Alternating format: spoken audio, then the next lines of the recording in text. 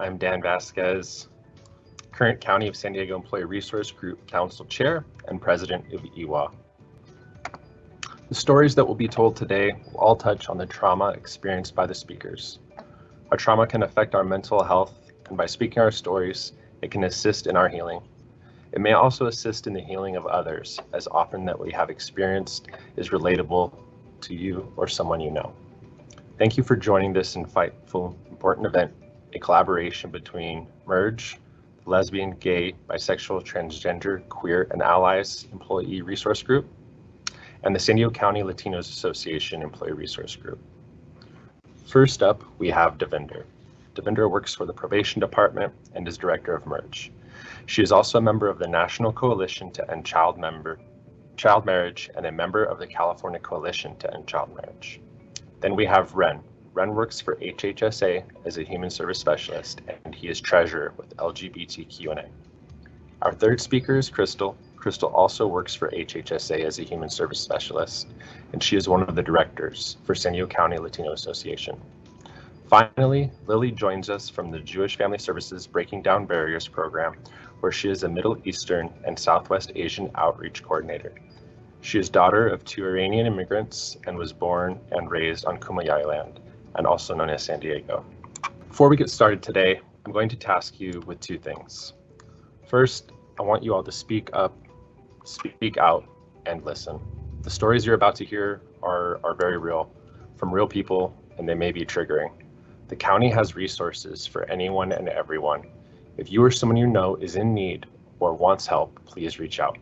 At the end of this presentation, we will share those resources, but most can be found at the bottom of this slide at the QR codes. You can also visit 211sandiego.org or by calling 211 for those resources. The second item is that the golden rule was a great rule. We need to be better. We can be better. We're all unique, and as such should be treated the way we as unique individuals want to be treated. Please join me in welcoming our first speaker, Devinder.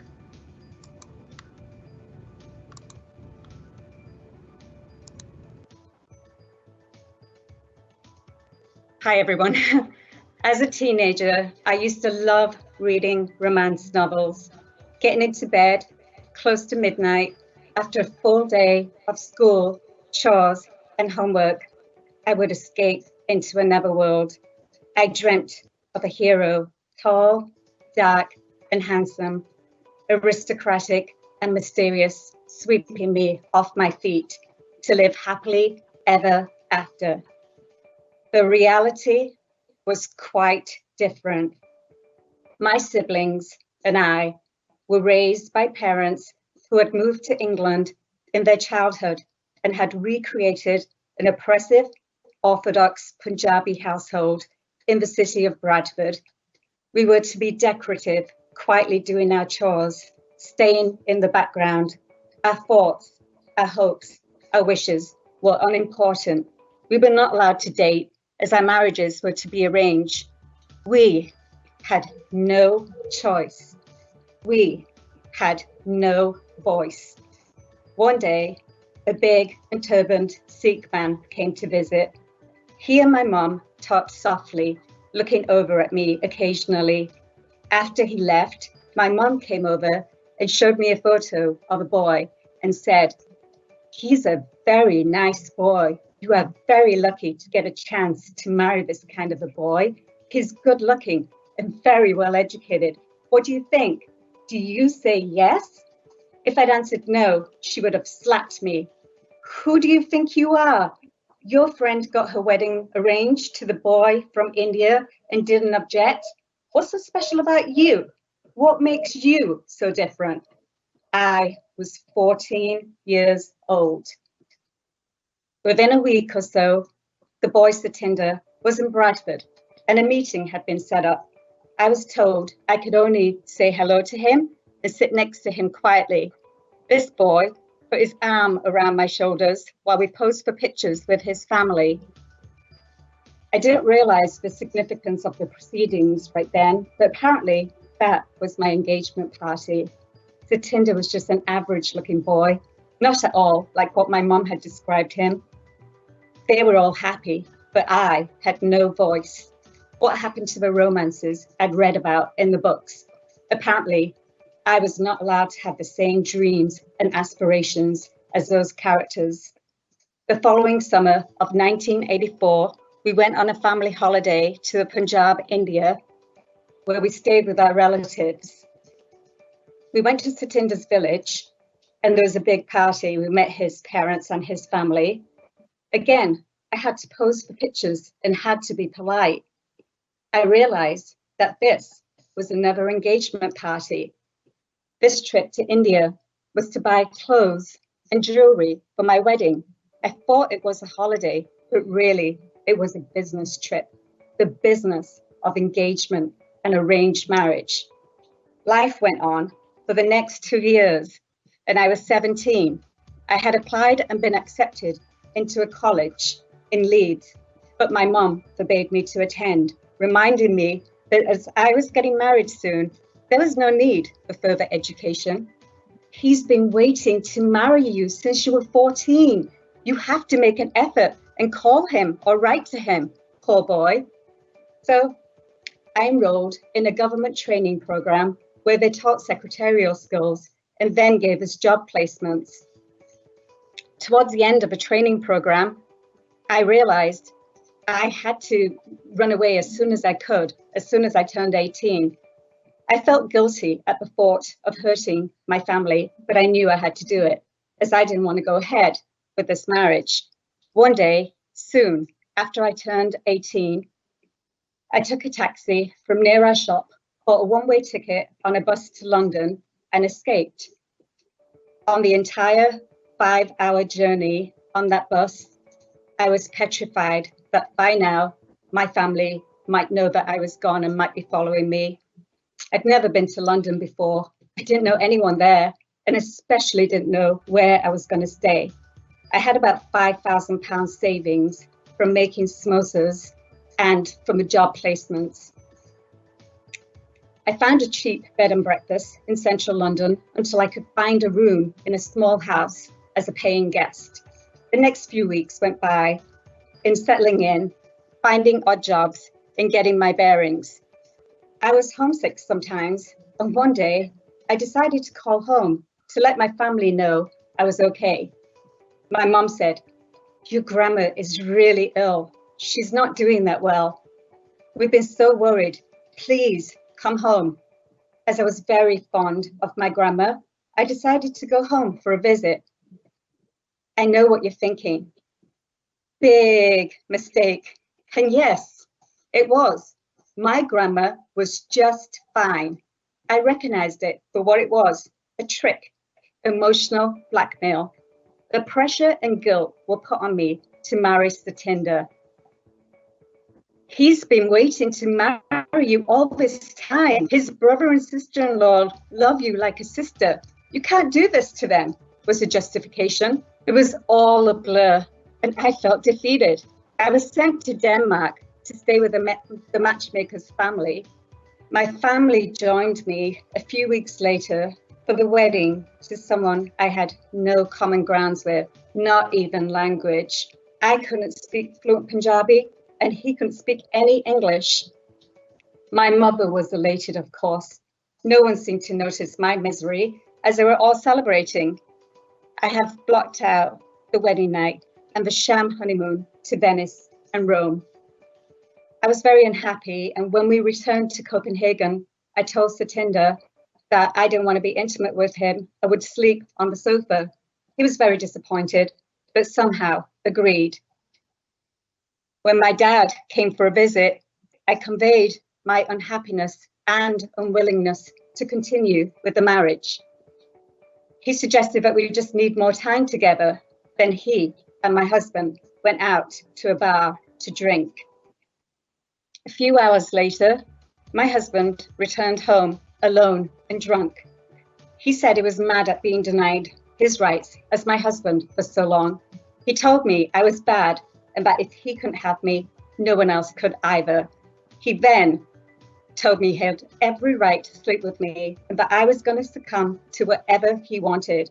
He started strangling me and slapping me hard, and I knew instinctively that if I did not give in to his demands, He could hurt me more. I apologized for hurting his feelings and told him I would do whatever he wanted, that I would not leave him, and I had made a mistake. He relaxed his hold on my neck, but still proceeded to make me give in to serve his sexual desires. I had to apologize, begging him for forgiveness. He relaxed his hold on my neck, but through the whole violent act, he said I had to start listening to him, act more like a wife, and try harder in our marriage. I was crying and assured him I would, begging his forgiveness. He was rough and still angry with me, and I was petrified his violence would escalate. I was shocked, violated, and frightened. This monster had just raped me by use of terror and violence. I told my dad when he returned from the bar that my husband had just raped me, that he had strangled me, and he was going to kill me if I didn't give in to his demands. I don't want anything to do with him, Dad. He only said, he's your husband. He has every right to do that to you. My dad didn't want to help his own daughter, who was pleading for his help. I was being controlled, abused, terrified by bullies. I had to get away from them, from my evil husband, and from the dad who refused to protect his daughter. On the pretext of making tea for them, I thought this was my chance now to escape while I was out of line of their sight. I grabbed my bag, walked softly, and opened the door quietly. I ran down the 100 steps, down to the street and to freedom. Again, the second time in my life, I was running away. Again, I experienced the same fear as I took a taxi to a friend's house. I wondered if my dad and my husband had discovered that I was gone. I filed a police report of the rape and abuse. A few days later, I went to the apartment accompanied by colleagues to retrieve my belongings. Satinder was gone, but he had destroyed the apartment and taken my gold jewelry and personal possessions. A year later, my divorce to Satinder was final. There's a very fine line between arranged marriages and forced marriages. How can any 14-year-old know what she really wants? She should be able to enjoy life and enjoy her childhood. How can she say yes to marriage? She should have freedom in life to marry who she wants, to decide if she even wants to get married and when. I was robbed of my childhood. My heart aches for my 14-year-old self. I wish I could help her now and tell her to be strong and say no. I wasn't allowed to play outside with my friends, go to movies, or hang out in the town center with them. Instead, I was trained to be domesticated, starting at age 7, for a life of serving a husband and his family. I count myself lucky having escaped from that bondage. I am speaking up against these atrocities practiced even today here in America, in the UK, and certainly in India. Now, I have a voice. Thank you so much for sharing your story. I'd like to turn it over to Ren.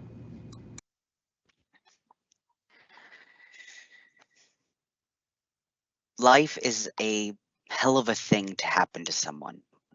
Never have I felt that sentiment more than when I experienced so profoundly a paradigm shift, an overwhelming moment of realization, an instant that seemed to last a lifetime.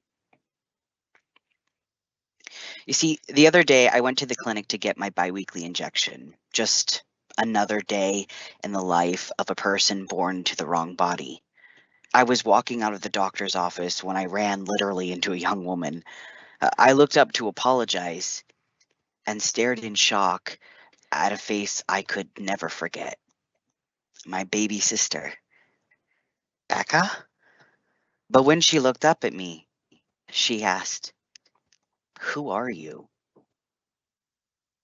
In a study published in 2018 by the American Academy of Pediatrics, it was found that 29.9% of transgender females, 41.8% of non-binary youth, and over 50% of transgender males attempted suicide at some point in their lives. Many of these gender diverse individuals experienced family rejection, bullying, harassment, or feeling unsafe being open about their gender identity or expression. These numbers are especially concerning now, during a time of increasing violence and hateful rhetoric, which President Biden has called an epidemic that requires national leadership. The following monologue, titled When My Watch Has Ended, is a personal narrative written and narrated by Ren Lee-son, a transgender male and suicide survivor whose life experiences include living within a family transformed and torn apart by this epidemic of transphobia and hate. When she looked up at me and asked, "Who are you?" my heart broke and my breath caught, and I remembered the very first time I saw her. She was so small in my hands. I was 12 years old and terrified of dropping a week-old baby. I remember her gold-crowned head, her blue eyes like mine, how she stared at me. And I knew in that moment what it meant to know so surely that I would sacrifice every ounce of my soul to protect this perfect little girl, my baby sister. I remember holding her close and breathing in the smell of snickerdoodles that got caught in the tufts of hair at the top of her head every time we baked cookies. I remember the infectiousness of her laugh. She would lick the palm of her hands and press them into the dried cereal on her high chair. And she would squeal with joy as she held her hands over the side and let the dog lick them from her fingertips. I remember holding her in my arms as our parents fought, singing her to sleep as their voices got louder, and I pretended as we danced around the room that anger and fear and sadness had no place in our kingdom. When our parents split, she went with her mom and I stayed with our dad. I was happy enough that her mom found a new family and new stepkids to love, but I was happier that my sister was required to come home and visit me every month, until home began to change and anger and fear began again. I watched the shadows of stress carve lines into my face, and the thought of seeing her walk through the door began to terrify. Because from the first moment I held her, I knew nothing in my life mattered more than protecting her. But I didn't know how powerless I was until the moment I realized that the monsters that live under the bed in reality lived down the hall. So I learned how to act, how to lie, how to manipulate a situation. I learned how to turn the tide of rage onto me until I became the sole focus of our father's every failure, anything to make him forget anyone other than me. I learned how to hide my sister in a closet every night so she would never know, never hear, never feel, never taste evil. And then one day I escaped, and the evil monster was defeated, and my sister and I danced around the room and proclaimed no fear or sadness in our kingdom. She, the beautiful princess, and I, the brave knight who rescued her from her dark tower.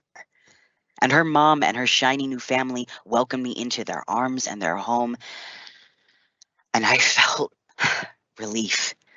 No longer would I be unable to breathe, knowing how poor a sentinel I was to my sister, having spent years quieting her laughter and shushing her smiles because we had to stay so quiet. But never again. I rejoiced, and I became the perfect daughter.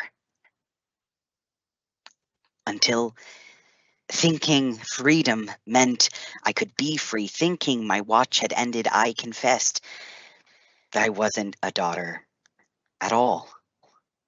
And I watched as one by one by one, as each welcoming smile froze. Because perfect daughters are not allowed to be sons, not in that house, and especially not if they were gay. So I stayed perfect. I hid my anger and fear and despair from my sister, and I tried harder. Until one day, I broke. I woke up and realized my whole life had been lived to protect someone else. Someone who had grown up to be taught that who I am and who I love and how I long to live my life was evil. And when I stood up and said, I can't live a lie any longer, I listened as she called me a monster. And I felt rage for every hit, every kick, every scream, every ounce of pain and terror I felt standing in front of that closet door, lying with blood in my teeth in the face of a real monster. Years of my life stripped from me so she could stand happy and fed and untouched and disown me. I swallowed my rage down. I turned and walked out the door for the last time. So, when I saw the young woman my baby sister had grown to become for the first time in 3 years, Becca, and she looked up at me and she asked, "Who are you?"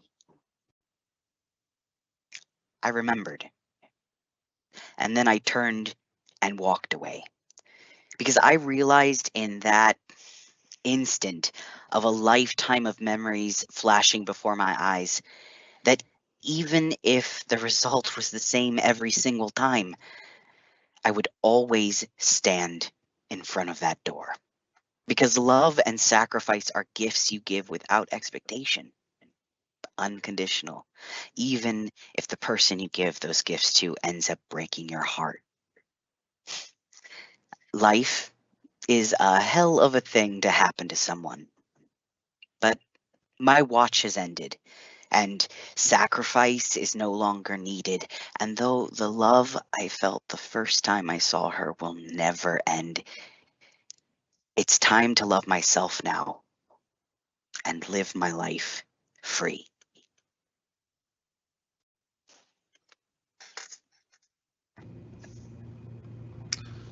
Thank you so much, Ren, for sharing your story. I'd like to now turn it over to Crystal. I'm honored to be here with you to share my story. My name is Crystal Morales. I am a domestic violence survivor. I'm also a human service specialist for the County of San Diego and one of the directors for SDCLA.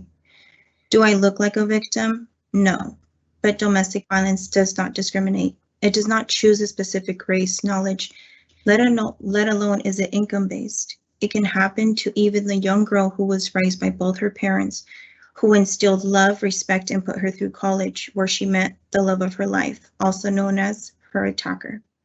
This young girl, of course, being me, two people from two different worlds who happened to pass through each other's paths. Him being raised by his grandmother, and the only time he would see his father was when he would stop by to discipline him and his brother. And his mother, well, she was a drug addict. In his mind, he thought love equaled physical abuse because that's what was represented to him by his father. No one really guided him to think otherwise. And I, being naive and not understanding the concept of manipulation, thinking love equaled sincerity, compassion, and sympathy, really had me at all when the first hit. Talking back apparently was my fault. Turning to look towards another man's direction was my fault. Looking out the window when he was driving was my fault.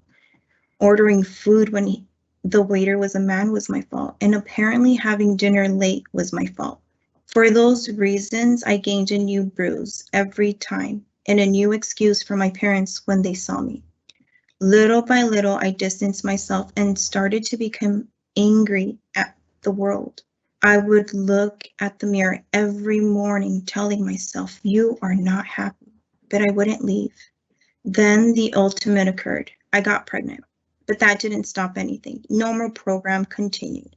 I was still dragged up the stairs by my hair. I was still thrown on the floor, slapped in the face, and I no longer had friends to reach out to because I was too embarrassed. Once the baby was born, I had something come over me that was stronger than me. I was now a mom.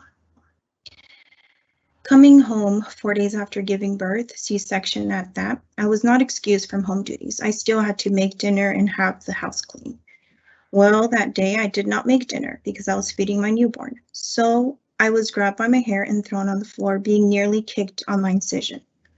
And the power of being a mom is definitely a superpower, as it helped me realize I did not want my son to follow his father's examples of what a man should be. 3 months later, I was given the okay by my doctor to start working out. So I went to take Krav Maga self-defense classes, telling him I was going to my mom's house. 2 months later, I put my practice to use when he woke me up in the middle of the night, pinned me against the wall, and nearly had me black out, choking me from my neck. The sound of my son crying was the only thing that kept me focused. So with all my might, I punched him in the left rib and he fell back. I then kicked him until he couldn't get back up. I took my son and I ran out, never to look back. Earlier, I mentioned my position in life today, but when I chose to be a survivor and not a victim, I added a few more things under my resume.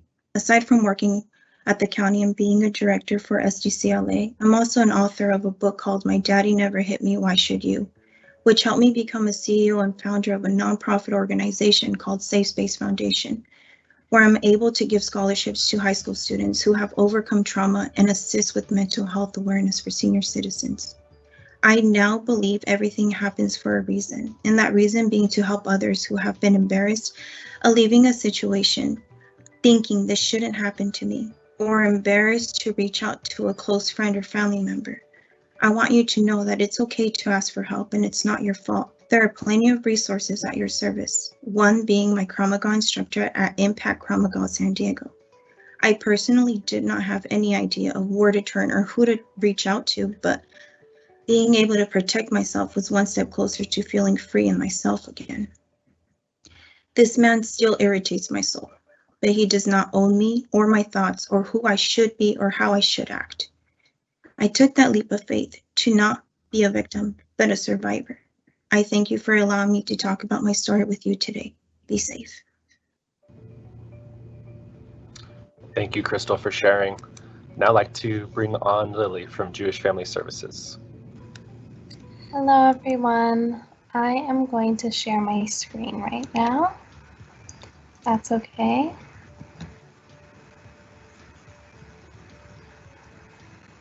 Okay, can you all see it?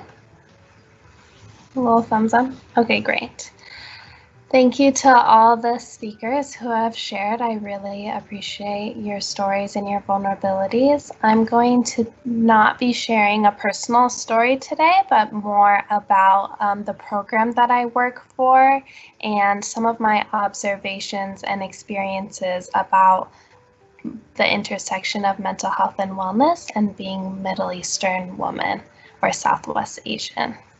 So my program is called Breaking Down Barriers, and our logo is Raise Your Voice and the Stigma.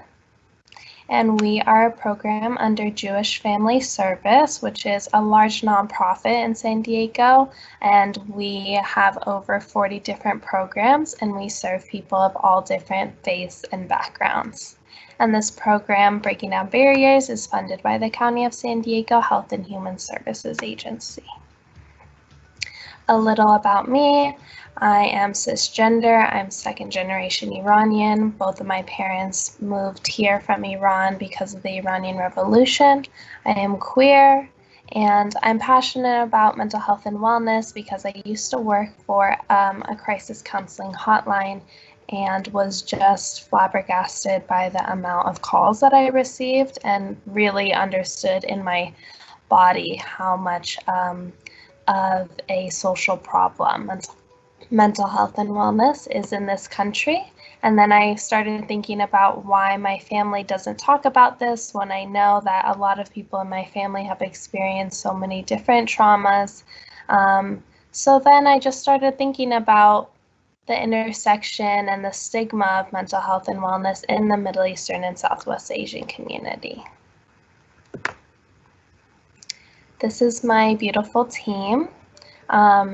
The premise of Breaking Down Barriers is that Black, Indigenous, people of color don't have the same access to mental health resources and support. So all of us are different outreach coordinators and educators. So none of us are licensed therapists, but our role is to connect with our community to try to provide and connect them with mental health resources and also facilitate discussions and presentations about mental health and wellness to try to normalize this conversation. And so certain ways that we do that is by organizing presentations and workshops with different groups. So I mostly focus on the Middle Eastern community, and we'll talk about self-care, community care, historical trauma, managing stress, what is mental health, what are support systems, and this is for all ages. And I try to do this in a way that is culturally responsible and relevant. So that just means, like, if I'm going to work with a community of older Iranians, for example, and I kind of have a feeling that certain terminology isn't going to resonate with them as much, I'm going to use certain language to describe mental health and wellness that will resonate with them, and just use some more culturally relevant terms and culturally relevant expressions and stories and images and things like that. We also do training, so we responsible when working with their Middle Eastern clients, and what are best practices when working with certain clients of a different cultural, ethnic, racial background as yourself. And then I just wanted to talk about a few cultural norms that I've observed in the Middle Eastern community. And I want to say that these are my observations, not all Middle Easterners. And I switch off with Middle Eastern and Southwest Asian because we are moving towards talking about ourselves as Southwest Asian and North African, because it is more of an inclusive terminology, but I just am going to switch back and forth because not everyone has hopped onto that train yet. Anyway, so I'm not talking about all Middle Easterners, this is a generalization, but I do want to just share some of my observations. So one of the most beautiful things about our culture is that we are a collectivist culture. When I see an Iranian on the street, they're going to ask me how my parents are immediately. And them asking how my parents are is asking how I am doing, because I'm an extension of my family, of my parents. When I introduce myself, I use my last name. I don't really use my first name. I say I'm daughter of Haida and Ali, who are my parents, because that is my identity. That's a beautiful thing because we have such a close-knit support system, and we're always talking and we're always spending time together, but there may be this idea that why would you go outside of your family for help with your problems? We're such a close family, we talk about everything, when in fact sometimes that it's really helpful to go outside of your family to talk about issues, especially if you're experiencing mental health challenges. And then another thing is social hierarchy and status, this idea of not wanting to make your family look bad, because we care so much about showing respect to our family, we may not want to be honest about how we are feeling on the inside.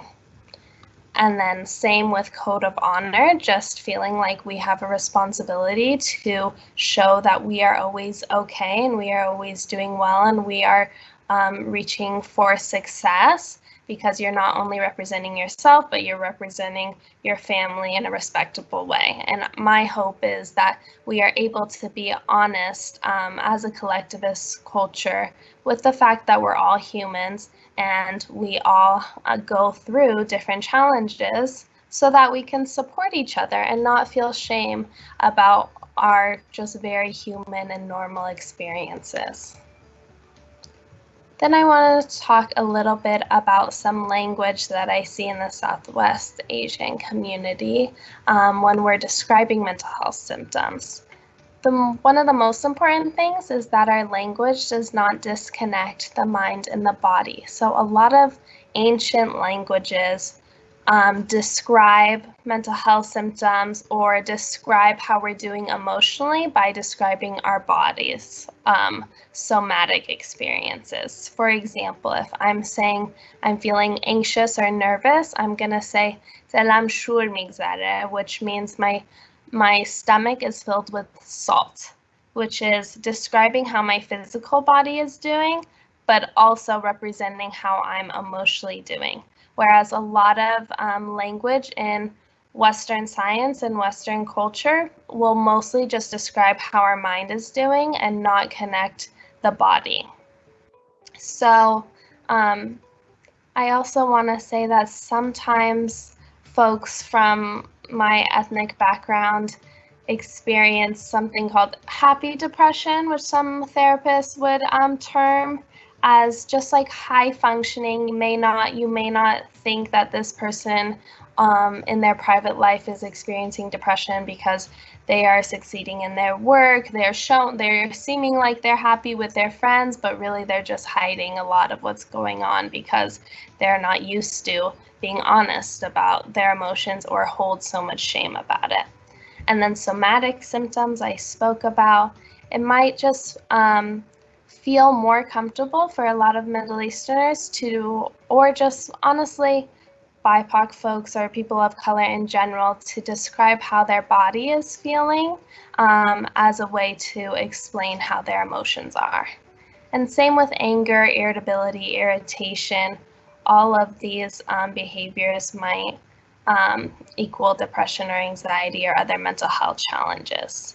And then I write evil eye and incense just to remember the fact that we have ancient ways of healing, and those shouldn't be ignored or forgotten about as well.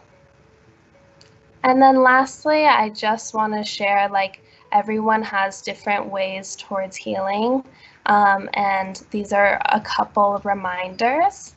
And one of them is develop pride in your racial, ethnic, and indigenous group. So research consistently shows that feeling greater pride in the cultural traditions and accomplishments of one's racial or ethnic group is linked to lower rates of depression and greater well-being for Black, Indigenous people of color. And the best way to develop this is by developing some pride in who you are and where you come from. Another way is sharing your story. Many of our cultures embrace storytelling traditions.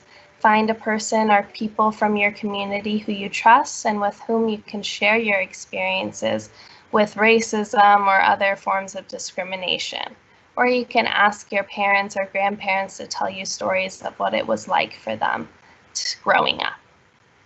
Number 3 is resist and take action. So educate yourself about an issue that is affecting your community locally or nationally. And then 4, maintain radical hope. So reflect on the ways that your ancestors survived through some of the most difficult times in history. Their contributions are a testament to the fact that things will be different and better in the future. And then practice self-care, fighting for social justice, or whatever you're fighting for can be exhausting, and engaging in restorative self-care practices that will benefit you and your community, such as getting sleep, eating healthy, whatever that means to you. And lastly, these are ways you can contact us, and thank you so much.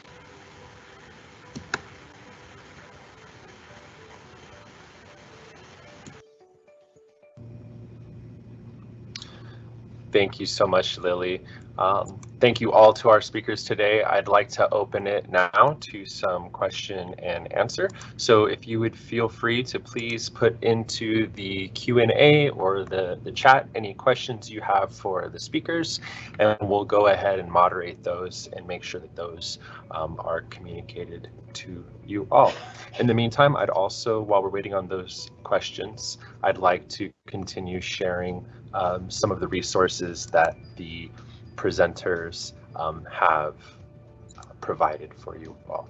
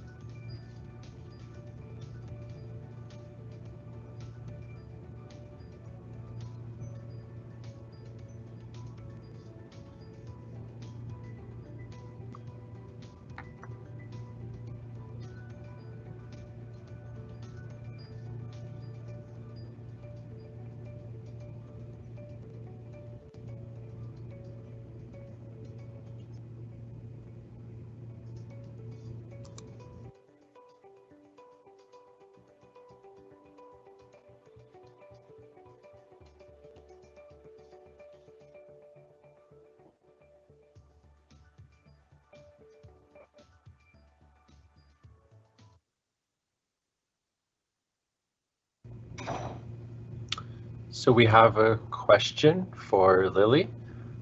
I heard that your program utilizes volunteers representing different communities. How does someone get involved, and what are their duties to work to help reduce stigma in mental health? Well, thank you for this question. I'm gonna find.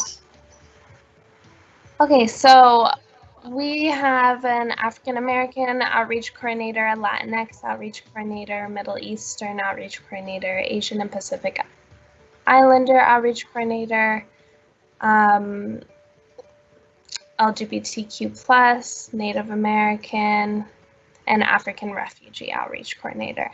So if there is one outreach coordinator that you think your identity aligns with the most, then you can reach out to our email and just say why you're interested in our program.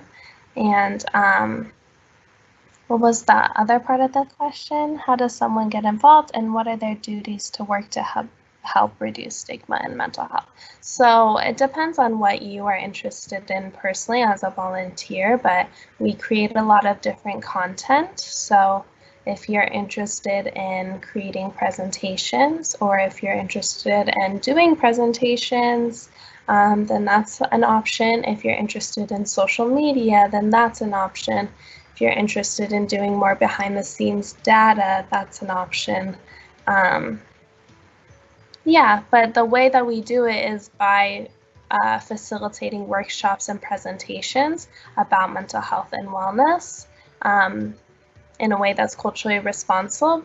So by educating, we hope to normalize and reduce the stigma of mental health and wellness.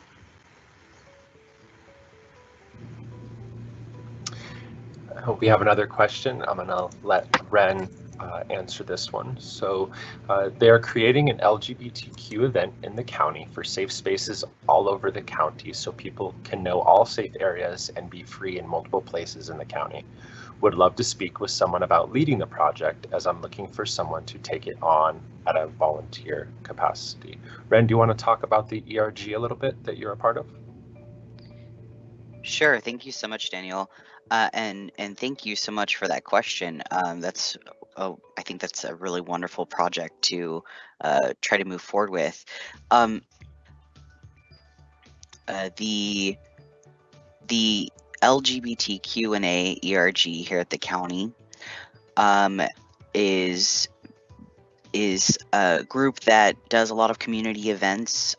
We try to be really focused on spreading education and awareness within the community and within our County of San Diego employee community.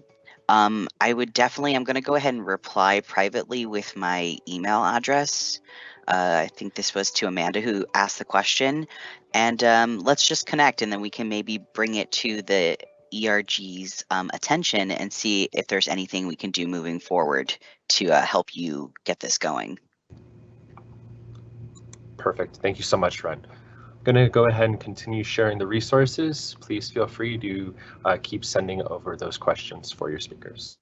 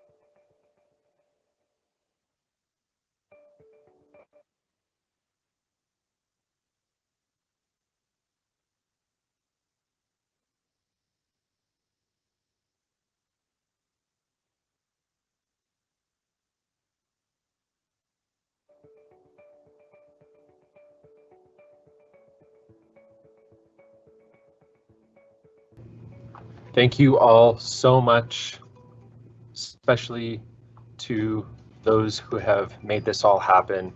Tamara, the president of Merge, Ben, the president of LGBTQ&A, Oscar, the president of SDCLA, and the presenters, Devinder, Crystal, Ren, and our guest from Jewish Family Services, Lily.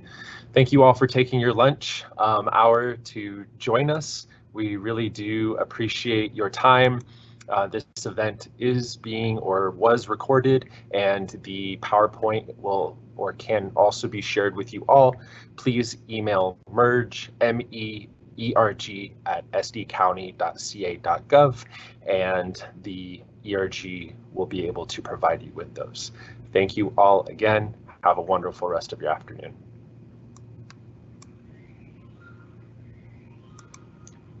Bye, thank you.